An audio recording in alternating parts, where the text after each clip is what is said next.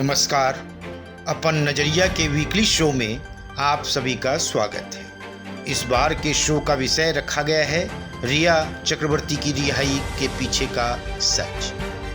रिया की रिहाई के बाद कई तरह के आरोप लगने शुरू हो गए हैं, खासकर जांच एजेंसियों पर। उस पर ढिलाई बरतने के आरोप लगने शुरू हो गए हैं।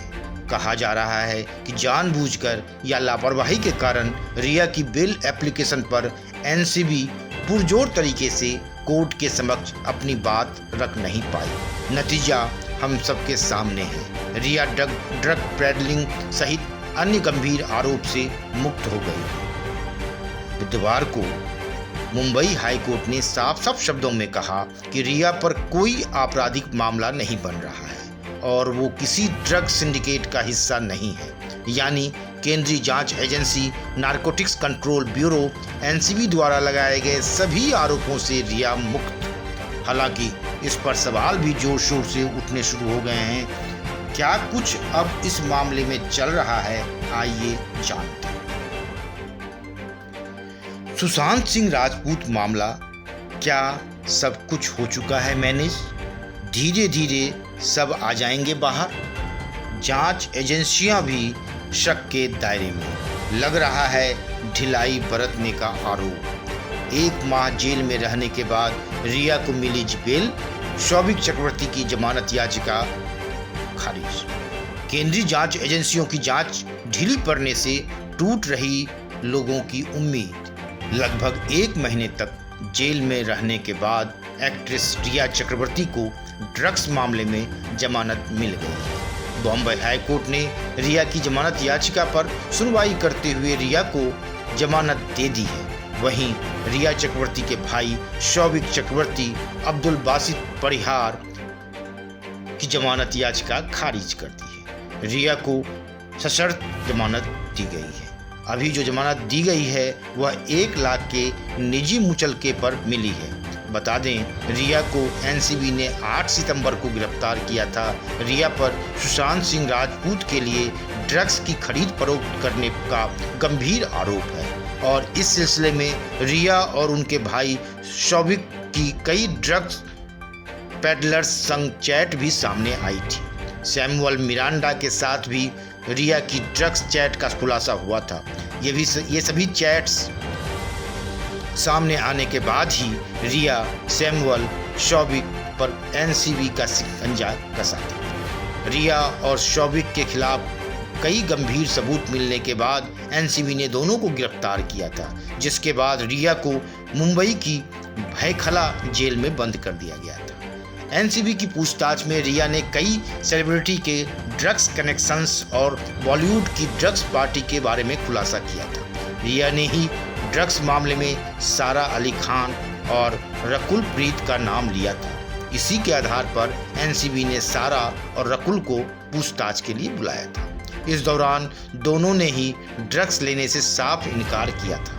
रकुल ने तो ड्रग्स का पूरा ठीकरा रिया पर फोड़ा था, लेकिन बुधवार को मुंबई हाईकोर्ट ने रिया को बेल दे दी और साथ ही कहा कि रिया पर कोई आपराधिक मामला नहीं बन रहा है और वो किसी ड्रग सिंडिकेट का हिस्सा नहीं है, यानी ऊपर लगे सभी आरोपों से रिया मुक्त। आइए गौर करते हैं रिया की जमानत आदेश में कोर्ट ने क्या मुख्य बातें कही।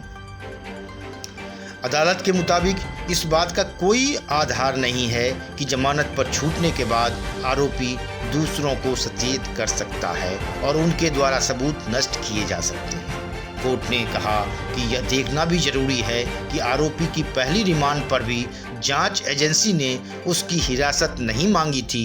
इसका मतलब है कि वे उससे पूछताछ से संतुष्ट हैं और उसने जांच में सहयोग किया था। एडिशनल सॉलिसिटर जनरल ने तर्क दिया था कि मशहूर हस्तियों और रोल मॉडल्स के साथ कठोर व्यवहार किया जाना चाहिए ताकि यह एक मिसाल बने और युवा पीढ़ी अपराध की तरफ प्रोत्साहित न हो। हालांकि जज ने कहा कि लेकिन मैं इससे सहमत नहीं हूँ। कानून के समक्ष हर कोई समान है।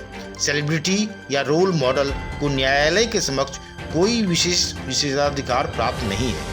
उसके अपराध और सबूत के आधार पर ही फैसला लिया जाता है। जज ने कहा कि मैं इस बात से सहमत नहीं हो पा रहा हूं कि ड्रग्स का सेवन करने के लिए दूसरे को पैसे देने का मतलब वित्त पोषण या उसमें शामिल होना है।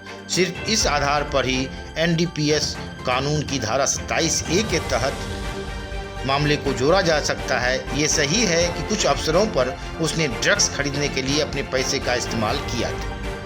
जज ने आगे कहा कि मेरे पास ये विश्वास करने के लिए उचित आधार है कि आवेदक धारा 19 के तहत किसी भी अपराध के लिए दोषी नहीं है।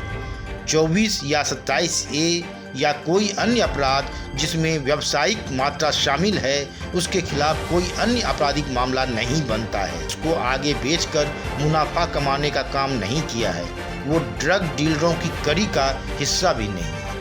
इसी आधार पर रिया के अलावा सुशांत के मैनेजर सैमुअल्स मिरांडा भी रिहा हो गए हैं। अब तो ऐसा लग रहा है जल्द ही रिया का भाई शौविक सहित अन्य सभी आरोपी भी बाहर आ जाएंगे, क्योंकि जांच एजेंसी अदालत के समक्ष यह साबित नहीं कर पा रही है कि इन आरोपियों का छूटना केस को किस हद तक प्रभावित कर सकता है। रिया को जिन 5 शर्तों की बुनियाद पर जमानत मिली है उनमें पहली शर्त है रिया चक्रवर्ती को अपना पासपोर्ट को कोर्ट को जमा करना होगा और देश के बाहर सफर करने से पहले रिया को अदालत से इजाज़त लेनी होगी।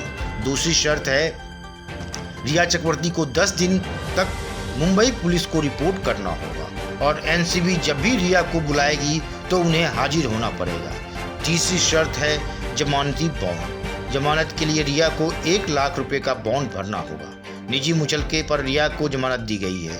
इसके अलावा चौथी शर्त है रिया देश से बाहर नहीं जा सकती है। 5वीं और आखिरी शर्त है रिया अन्य गवाहों से मुलाकात नहीं कर सकती है। इस पूरे प्रकरण को देखकर एनसीबी के रवैये पर भी सवाल उठने शुरू हो गए हैं। सीबीआई का रवैया भी लोगों को समझ में नहीं आ रहा है। एम्स फॉरेंसिक रिपोर्ट पर सवाल तो उठ ही चुके हैं। इसीलिए कहा जा रहा है कि शायद यह मामला मैनेज हो चुका है, इसीलिए जांच की रफ्तार धीमी पड़ गई है। जिस प्रकार मामले की शुरुआत में 3 केंद्रीय जांच एजेंसियों सुशांत मौत से जुड़े प्रकरण की जांच कर रही थी, उनमें लोगों को लग रहा था कि सुशांत को न्याय मिलेगा, लेकिन अब जिस तरह जांच ढीली पड़ती दिख रही है और एजेंसियां कोर्ट में पुख्ता सबूत पेश नहीं कर पा रहे हैं, उसमें लोगों की सुशांत को न्याय मिलने की उम्मीद भी टूटती हुई नजर आ रही है।